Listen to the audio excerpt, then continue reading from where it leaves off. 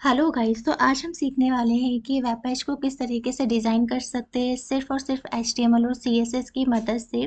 तो सिंपली मैंने यहाँ पे इस तरीके की एक वेबसाइट बना करके रखी है जिसमें अपनी कोचिंग का एक लोगो लेकर के रखा है और साथ में जो भी आपको कॉन्टैक्ट इन्फॉर्मेशन लिख जो कुछ भी यहाँ पे एक वेब पेज में बनाना होता है, सिंपली मैंने यहाँ पे वो चीज़ें डिज़ाइन करके रखी है।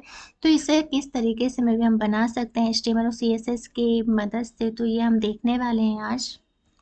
मैंने यहाँ पे एक HTML की फाइल लेकर के रखा है जिसे CSS की फाइल से अटैच कर दिया है। सिंपली मैं यहाँ पे एक div कंटेनर ले लूँगी। तो मैंने यहाँ पे एक div क्लास कंटेनर ले लिया है। उसके अलावा यहाँ पे हम एक नेव बार ओपन कर लेंगे क्योंकि मुझे यहाँ पे एक वेब पेज बनाना है, वेब पेज को डिज़ाइन करना है। उसे किस तरीके से करेंगे तो हम ये सीखने वाले हैं। सिंपली मैंने यहाँ पे सिंपली अगर देखा जाए तो यहाँ पे मैंने एक नेबर लेकर के रखा है जिसमें हमने इमेज SRC और जो भी आपकी इमेज का यहाँ पे लोगो रहा होगा या फिर जो भी आपकी यहाँ पे इमेज थी मैंने यहाँ पे वो लोगो दे दिया इमेज का। उसके बाद में सिंपली मैं यहाँ पे जो भी लिस्ट आपको लेनी है मैं यहाँ पे लिस्ट को अप्लाई कर दूँ क्योंकि मुझे यहाँ पे ऑर्डर लिस्ट के अंदर में भी अनऑर्डर लिस्ट के अंदर कुछ लिस्ट लेनी थी या फिर कुछ टेक्स्ट वगैरह लिखना था जो कि आपका एंकर टैग के अंदर आ जाए।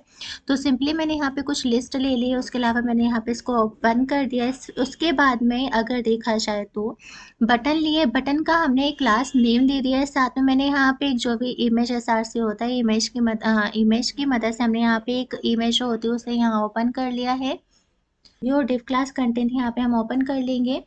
उसके बाद में जो भी आपको यहाँ पे टेक्स्ट ओपन करना था, मुझे यहाँ पे टेक्स्ट लिखना था तो सिंपली मैंने यहाँ पे टेक्स्ट लिख लिया है। हेडिंग एक दे दी है, साथ में हमने पैराग्राफ की मदद से जो भी आपको यहाँ पे पैराग्राफ या फिर जो भी इंफॉर्मेशन ऐड करनी थी मैंने वो यहाँ पे ऐड कर ली है।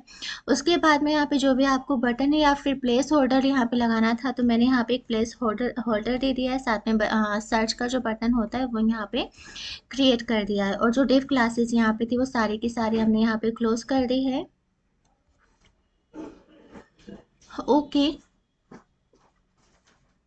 तो सिंपली जो आपकी वेबसाइट होगी वो कुछ इस तरीके से बनेगी। इसमें सिंपली अगर देखा जाए अभी बहुत सारी चीज़ें ऐसी हैं जो अभी हमने CSS में अप्लाई नहीं किया। तो मैं यहाँ पे CSS में सिंपली क्या करूँगी, जो भी आपका बेसिक जो भी मार्जिन वगैरह होती है, यहाँ पे पैडिंग होती है, जो भी यहाँ पे फॉन्ट फैमिली होती है, बॉक्स साइजिंग आप क्या देना चाहते हो वो सारी चीज़ें मैं यहाँ पे सेट कर लूँगी।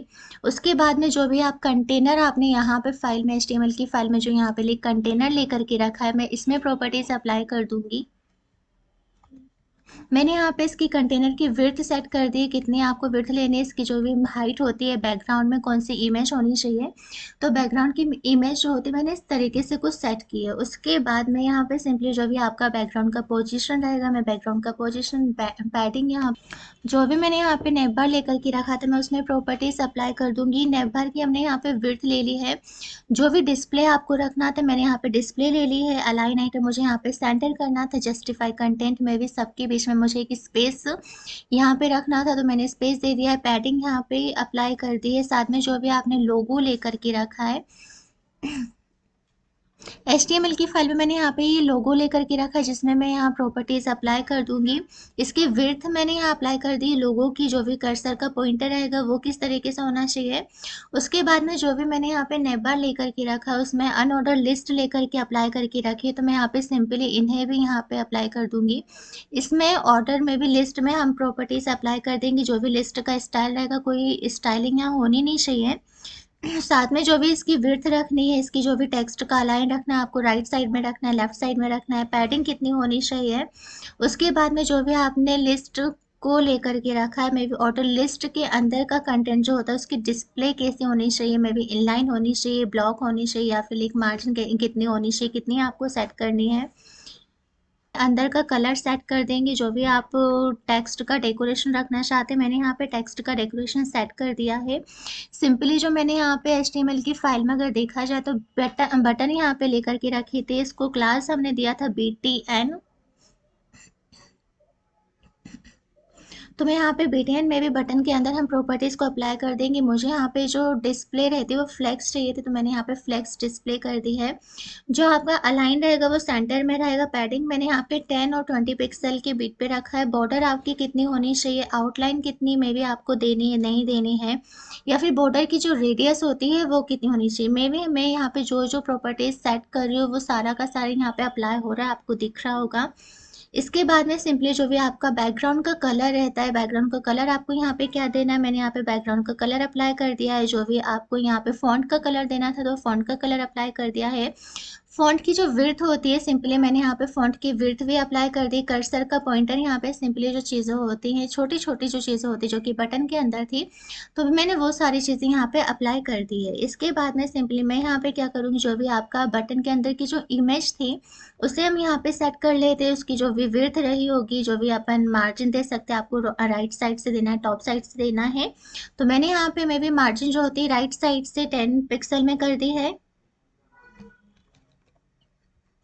इसके बाद में सिंपली जो भी आपने कंटेंट यहाँ पर लेकर के रखा है, मैंने यहाँ पे कंटेंट छोटा सा लेकर के रखा है, तो सिंपली CSS की फाइल में हम जाएंगे और यहाँ पे कंटेंट के अंदर जो भी मार्जिन रहेगी टॉप से कितनी होनी चाहिए मैं उसे सेट कर दूंगी। कलर क्या होना चाहिए आपके टेक्स्ट का, उसके बाद में इसकी विड्थ कितनी होनी चाहिए सिंपली, और उसके बाद में भी जो भी आपने H1 हेडिंग लेकर के रखा है मैं कुछ उसमें प्रॉपर्टीज अप्लाई कर दूंगी। उसका फॉन्ट साइज क्या हो सकता है, उसकी विड्थ आपको कितनी रखनी है, लाइन की हाइट कितनी होनी चाहिए, उसके बाद मार्जिन बॉटम से कितनी आपको देनी है। कंटेंट फॉर्म, क्योंकि यहाँ पे मैंने देखा जाए तो एक फॉर्म लेकर के रखा है जो कि प्लेस होल्डर है, तो मैं उसमें कुछ प्रॉपर्टीज अप्लाई कर दूंगी। तो मैं यहाँ पे करूँ डिस्प्ले जो होती है मैं इसकी फ्लैक्स रखूंगी। अलाइन आइटम में भी हम सेंटर कर देते हैं। उसके बाद जो भी आपको बैकग्राउंड इसका रखना है, मैंने यहाँ पे बैकग्राउंड वाइट कलर होता है तो मैंने वो दे दिया है। बॉर्डर की जो रेडियस होती है सिंपली 5 पिक्सल दी, मुझे ज़्यादा नहीं देना था, कम ही अप्लाई करना था, तो मैंने यहाँ पे 5 पिक्सल दे दी है। पैडिंग जो रहती है मे भी हमने यहाँ पे ज़्यादा डिस्टेंस होना नहीं चाहिए तो 10 पिक्सल दे दिया। उसके बाद में मे भी जो मार्जिन होती है टॉप से 30 पिक्सल दे दी है।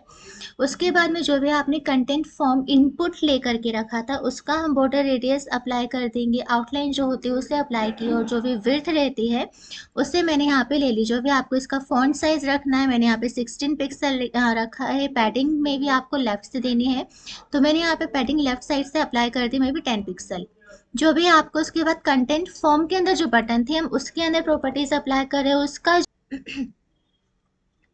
जो भी फॉन्ट साइज होगा मैंने यहाँ पे 15 पिक्सल दिया है, मेरे बटन के अंदर का। पैडिंग मैंने यहाँ पे 10 और 30 पिक्सल के उसमें रखा है।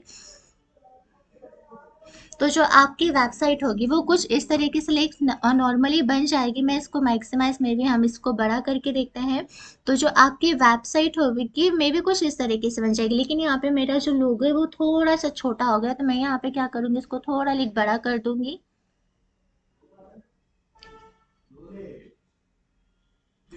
ओके, तो मैंने यहाँ पे लोगो लेकर के रखा था। लोगो की जो विड्थ होती है मे भी इसे हम बढ़ा देते हैं।